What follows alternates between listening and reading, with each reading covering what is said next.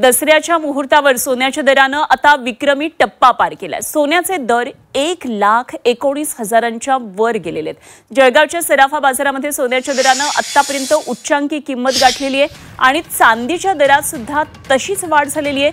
चांदी 1 किलो 1,50,000च्या वर गेलेली आहे, म्हणजे 1.5 लाख रुपये किलो असा चांदीचा सध्याचा दर आहे। त्यामुळे सणासुदीच्या दिवसामध्ये सोन्याच्या आणि चांदीच्या दरानं हा उच्चांक गाठलेला आहे।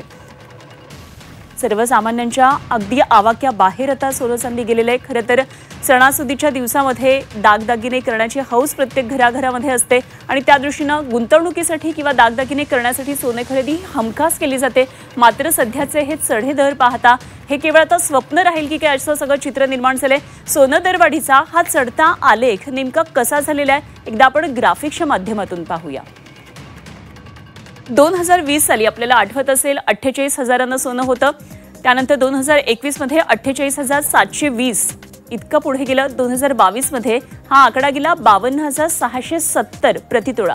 2023 मध्ये 65,330 आणि 2024 मध्ये सोन्यानं गाठला 77,913 प्रतितोळा असा दर।